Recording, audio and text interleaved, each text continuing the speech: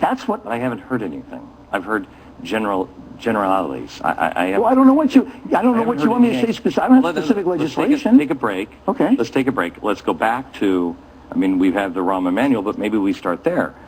What specifically did he do?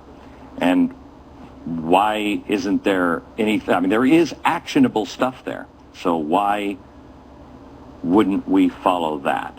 Let's start at, tell me about specific arm twisting. There's been specific arm twisting. Hang on, we're going to take a break. We'll talk about cap and trade. Hang on.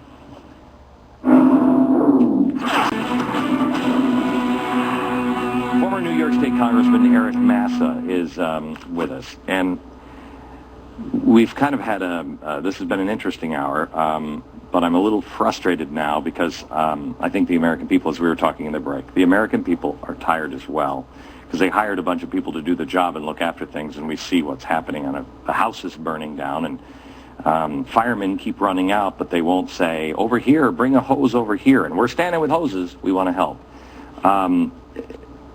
Is there, I mean, I don't want to be a defender of the White House here, but I have to be. Is there anything specific? Because you've talked to me, Sure. You talked on the radio, you talked on me personally yesterday on the phone. You have talked about corruption, but we all complain about corruption. Is there anything specific that you have? Well, I don't know how to answer specific because my arm has been twisted 17 times this Sunday. You asked me something it's called whipping. It's an institutional process. There's a state whip, a regional whip, a caucus whip, right up to the Speaker of the House on our side, and the Republicans have the exact same side. That's why the Republicans have been very successful in voting en bloc. So you want something specific, Glenn? Mm-hmm. You tell your voters to forget about political party, Republicans and Democrats, and tell them to call their congressman and say, listen, if you vote against this health care bill, we will return you to Congress and we'll give you the backbone to do what you think is right, regardless of political party. Regardless. And here's another specific thing. Stop calling fellow Americans names. Stop what? Calling fellow Americans names. Pejorative, insulting, socialist, communist, whatever the case may be, colorful names designed to emote emotion. I get it. But I'm asking you and everybody, if you remember the Tea Party movement, which I respect because I'm a fiscal conservative, I always have been. You can be a progressive and be a fiscal conservative. I know we're going to have an argument, but you can be. But you can't show up at a Tea Party rally and claim that the entire budget deficit happened this year. Nobody on this program is. Okay, and you have. But again, you haven't gone. You haven't gone into. Yes, it is a specific. I said call your congressman, regardless. If you're a Republican, support a Democrat who will stand up and say, I don't want to support this legislation. Okay. All right. Let's just wrap this up because we're going to have to take a break. And then when I come back, I want to talk to you about the future. And what's coming your way. Oh, it's an whether you've done anything or not done anything, whether you're telling the truth or not telling the truth, an avalanche is coming your way. So let's talk about that in your life next.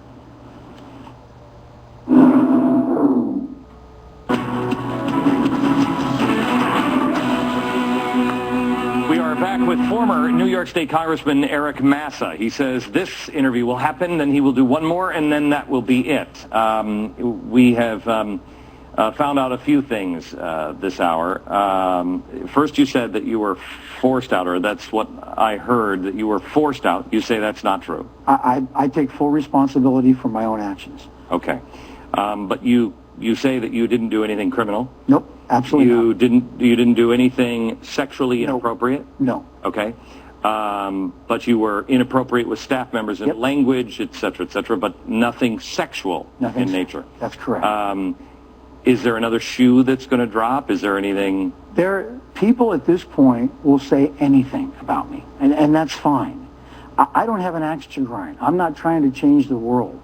I want to tell my story. I got to go deal with some serious medical considerations. I've got to unite with my family, and I got to get on with my life. Are there Tiger Woods phone calls that are going to happen, text messages? No, I'm sure there's text messages because we bantered back and forth all the time. All right. You say that Rahm Emanuel said that the shower thing, or the White House says that the shower thing never happened.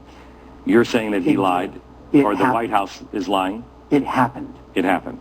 Did he threaten, harass, or intimidate you? He made it very clear that I better vote with the president.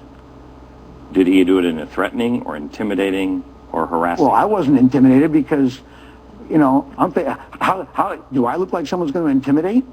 So I did not. I actually took it to be more humorous, like, you got to be kidding me. Okay. But then again, he and I are not friends. Oh, and I owe him an apology. I do.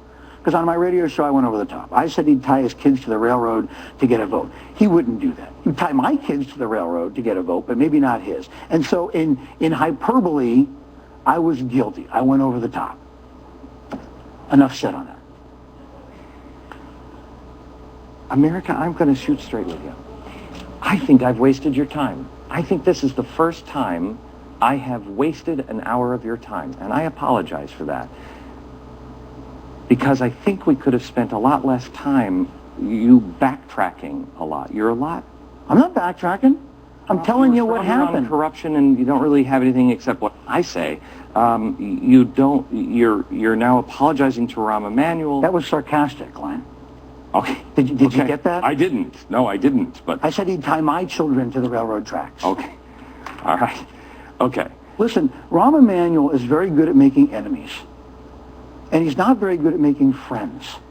And that's one of the reasons why this administration is having such a hard time getting things done, because what has to be done now deals a lot with open dialogue and consensus building and compromise. And you can't compromise when someone's coming at you with a finger in your chest.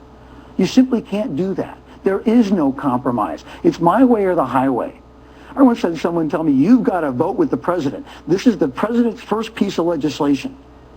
And I said, the president didn't vote for me. Congressman, former Congressman, Eric, thank you very much. Thank you. My best to you and your sweet wife and your children. Back in a second. This is why I said, I'm sorry I've wasted your time. We learned a lot, I think, but what we learned I don't think affects you at all. From New York, good night, America.